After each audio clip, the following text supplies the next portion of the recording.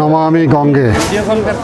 এই মুহূর্তে দাঁড়িয়ে আছি গঙ্গোত্রী ধামে, গঙ্গা মায়ের মন্দিরের সম্মুখে। এই যে মা গঙ্গার মন্দির, সত্যি আমার খুবই ভালো লাগছে এই তৃতীয়বার এসে।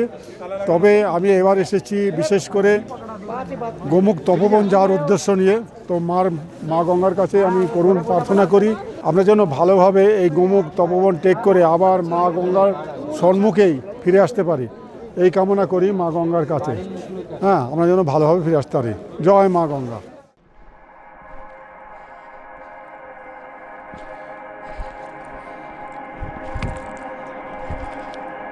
সকাল ঠিক 8টা। হোটেল মন্দাকিনীতে ব্রেকফাস্ট সেরে সঙ্গে প্যাক লাঞ্চ নিয়ে আমরা বেরিয়ে পড়লাম বহু প্রতীক্ষিত গোমুখ তপোবন টেকের উদ্দেশ্যে। হরে হরে গঙ্গে।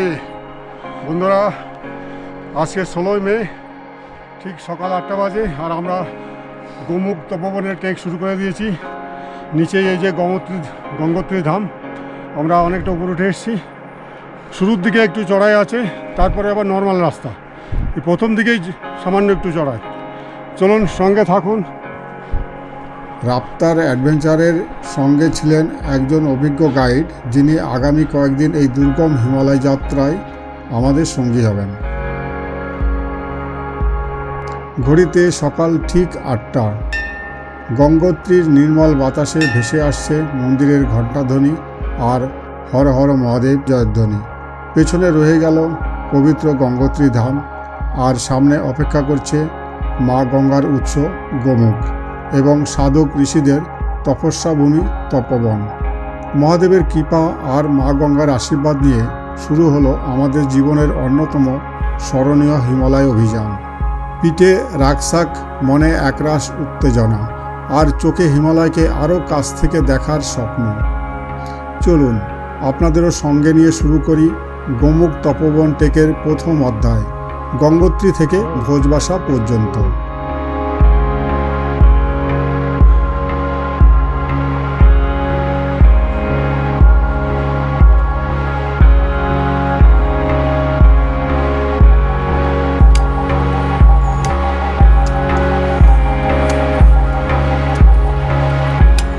চলে এসছি আমরা চেকপোস্টের কাছে। এখানে আমাদের পারমিট চেক হবে। গঙ্গোত্রীর রাষ্ট্রীয় উদ্যান প্রবেশদ্বার, এটাই হচ্ছে চেকপোস্ট। এখানে আমরা যেসব ডকুমেন্ট করে নিয়ে এসেছি সেগুলো চেক আপ হবে, তারপরে আমাদের অনুমতি মিলবে, তবে আমরা আগে যেতে পারবো। এই টেকে প্রবেশের আগে প্রত্যেক টেকার্সকে পারমিট নিতে হয়, কারণ পুরো এলাকা একটি সংরক্ষিত ইকোলজিক্যাল জোনের অন্তর্গত। প্রকৃতির ভারসাম্য রক্ষা করার জন্য প্রতিদিন সীমিত সংখ্যক টেকার্সকে অনুমতি দেওয়া হয়। এখন সকাল 9টা বাজে। আমরা এখন পৌঁছেছি গঙ্গোত্রী রাষ্ট্রীয় উদ্যান। এটা ফরেস্ট ডিপার্টমেন্টের চেকপোস্ট। এখানে চেকপোস্টের সমস্ত ডকুমেন্ট চেক করে তবে এখান থেকে অনুমতি দেওয়া হয় আগে যাওয়ার, তবেই আমরা যেতে পারবো। তো আমাদের কাগজপত্র সব রেডি ছিল, সেটা আমাদের গাইড চেক করাতে গেছে অফিস ঘরে, আর আমরা এখন একটু বসে এই রেস্ট করছি। এই হচ্ছে চেকপোস্ট, নিচেই একটা সুন্দর মন্দির রয়েছে, আর চেকপোস্টের অফিসটা এইদিকে, আর আমরা এইদিকে যাব। যাই হোক, ভালো এলাম এটুকু। এবার আমরা এখান থেকে বেরিয়ে যাচ্ছি। চলুন, সঙ্গে থাকুন।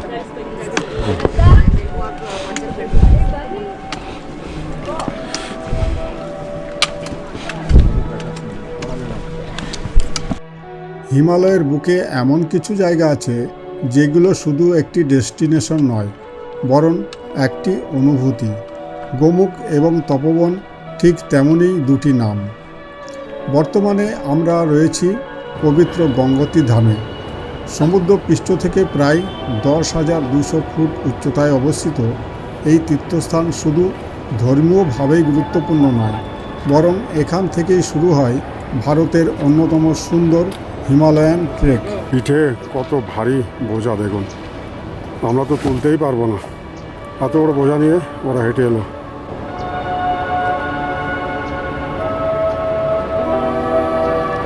ওই যে সামনে দেখা যাচ্ছে ওটা হচ্ছে চেকপোস্ট। আমরা অনেকটা এগিয়ে চলে এসেছি। আজ আমাদের লক্ষ্য ভোজবাসা পৌঁছানো। গঙ্গোত্রী থেকে ভোজবাসা প্রায় 14 কিলোমিটারের পথ। সামনে রয়েছে ঘন পাহাড়ি বন, গর্জন করতে থাকা ভাগীরথী নদী, বিশাল পাহাড় আর এক অনন্য অভিযানের শুরু।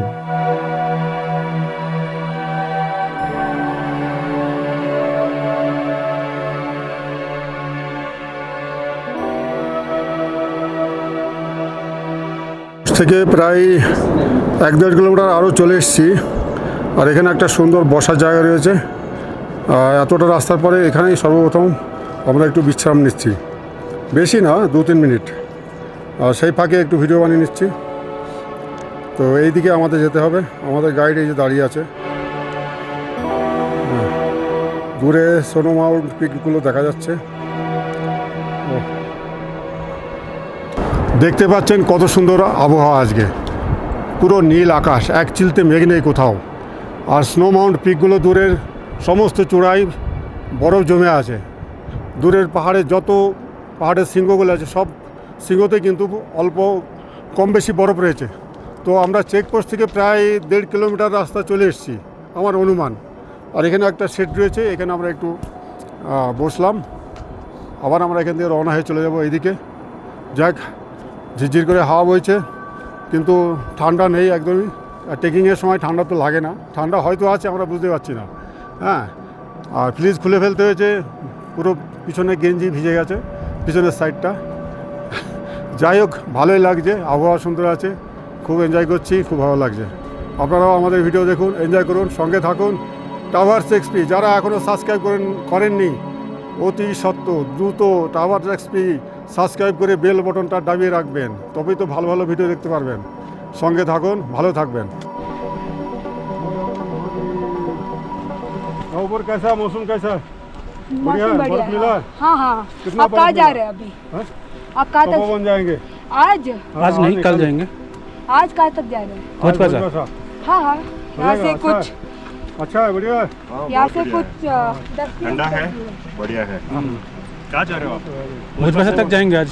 कल तपोवन तक जाएंगे। भोजबासा। हाँ और तपोवन जाएंगे आप? हाँ। ओह फैंटास्टिक, हम तपोवन से आ रहे हैं। अच्छा अच्छा। बढ़िया वहाँ का मौसम, बहुत अच्छा मौसम है। बर्फ मिला? बर्फ है और शिवलिंग, माउंट शिवलिंग के नीचे ही हम टेंट के। अच्छा अच्छा। আচ্ছা আচ্ছা, वेरी ग्रेट। ওয়েদার মুখে শুনে আরও আমাদের মনটা আনন্দে ভরে উঠলো। তপবনের ওয়েদার নেই।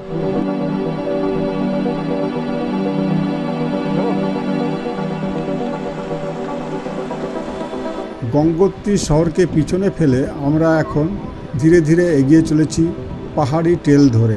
প্রথম কয়েক কিলোমিটার পথ তুলনামূলক সহজ, কিন্তু চারপাশের দৃশ্য এতটাই সুন্দর যে বারবার থেমে যেতে ইচ্ছা করে।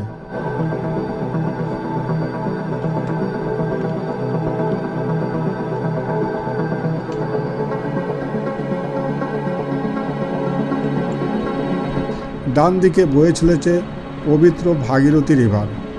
এই নদীর জলেই পরবর্তীতে গঙ্গা নামে পরিচিত।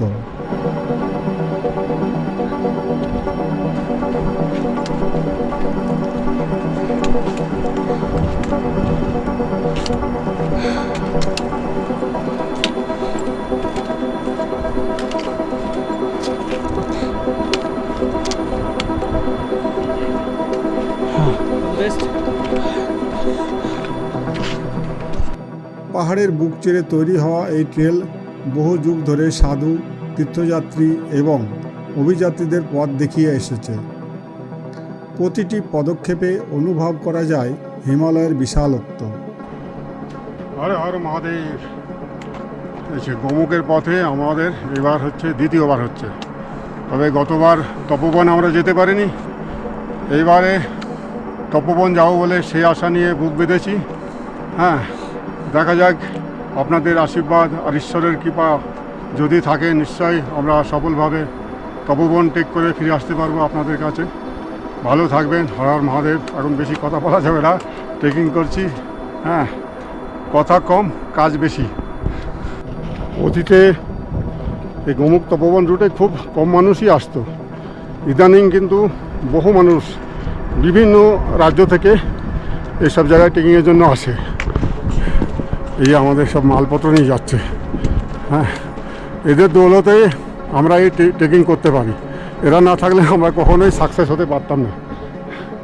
এরা পরিষেবা দেয় বলে আমরা সেখানে যে আরাম করে থাকতে পারি, দুমুঠো খেতে পারি আর এনজয় করতে পারি। হ্যাঁ, আমরা কিছু না, সবই এদের দৌলতে। কি কঠিন পরিশ্রম করে এইসব বোঝা নিয়ে যায় দেখুন। হ্যাঁ, দেখতেও কষ্ট লাগে। আকাশে এক চিলতেও মেঘ নেই, নীল আকাশ, তার মাঝখান দিয়ে স্নো মাউন্ট পিক একদম এত সুন্দরভাবে স্পষ্টভাবে দু চোখ ভরে দেখছি। হ্যাঁ, আর ঈশ্বরকে ধন্যবাদ জানাচ্ছি। হে ঈশ্বর, তোমার আশীর্বাদ না থাকলে এই দৃশ্য হয়তো আমরা দেখতে পারতাম না। তোমার আশীর্বাদের কারণেই এত সুন্দর দৃশ্য উপভোগ করছি।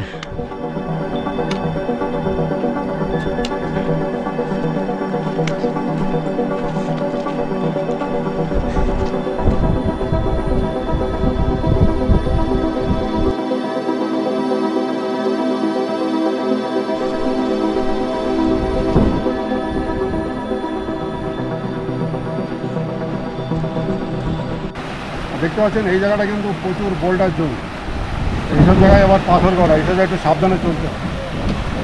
তাহলে আমরা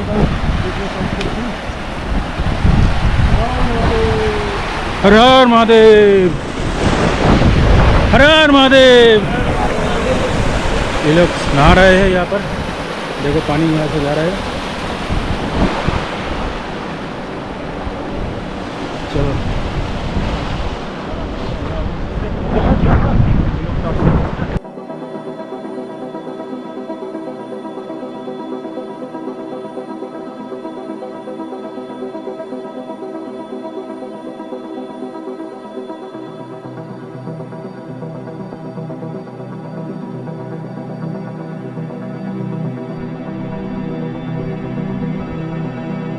এখন আমরা ট্রেকের এমন একটি অংশে পৌঁছে গেছি যেখানে পথটা বেশ সরু।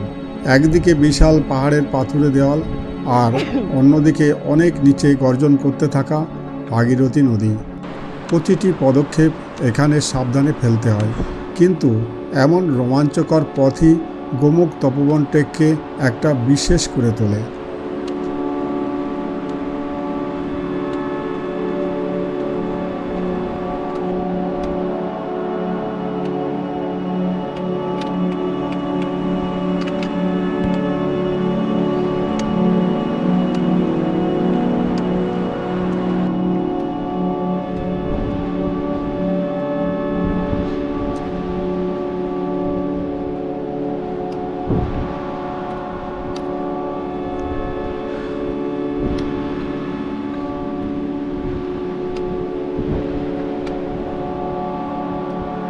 डेंजरस जगह है।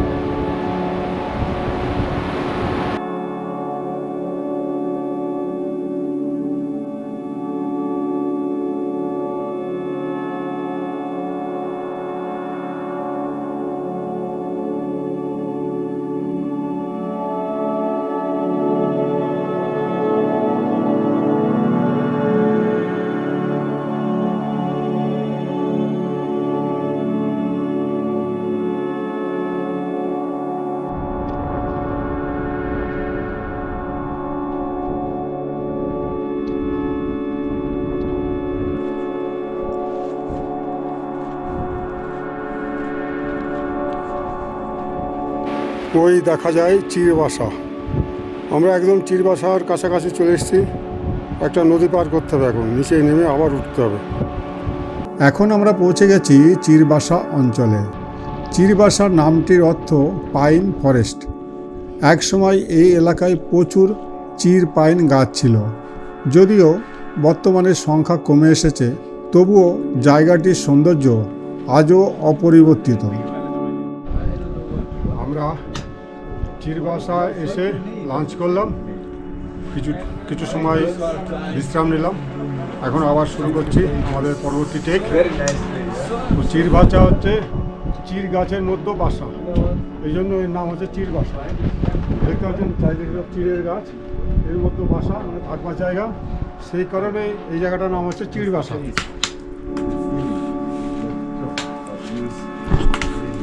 কিছু জল আর সামান্য খাবার খেয়ে আবার শুরু করলাম পথ চলা।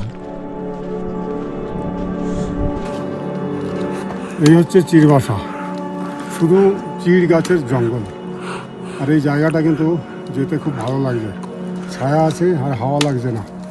হ্যাঁ, হাওয়া যখন লাগছে না মনে হচ্ছে যেন একদম নাক টাক ছিঁড়ে যাচ্ছে।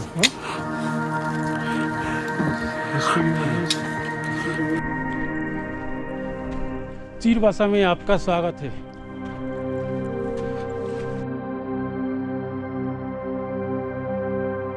সামনে দেখা যাচ্ছে চিরবাসা বেস ক্যাম্প। এখন ট্রেল ধীরে ধীরে আরও রাগড হতে শুরু করেছে। উচ্চতা বাড়ার সঙ্গে সঙ্গে বাতাস পাতলা হতে থাকে।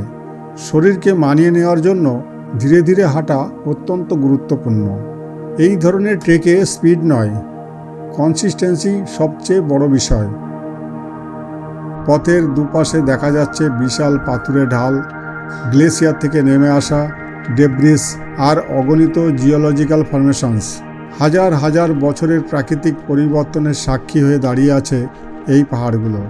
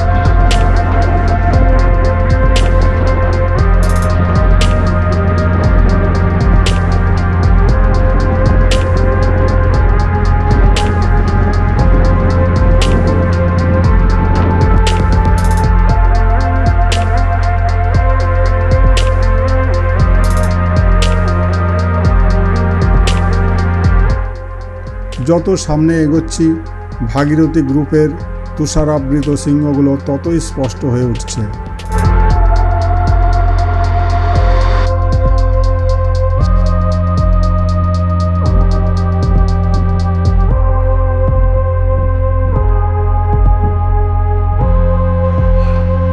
সামনে দেখুন আমার বাবাকে ধরে নিয়ে আসছে গাইড।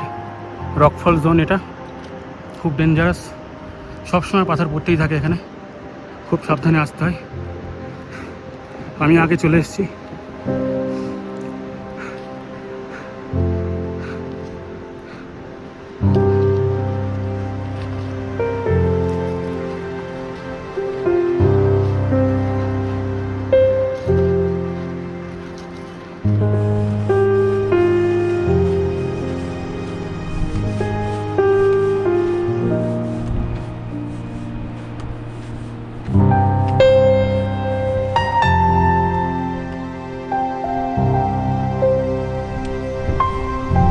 দাঁড়াতে হবে তাহলে, এই জায়গাটা দাঁড়াবো মোড়ে।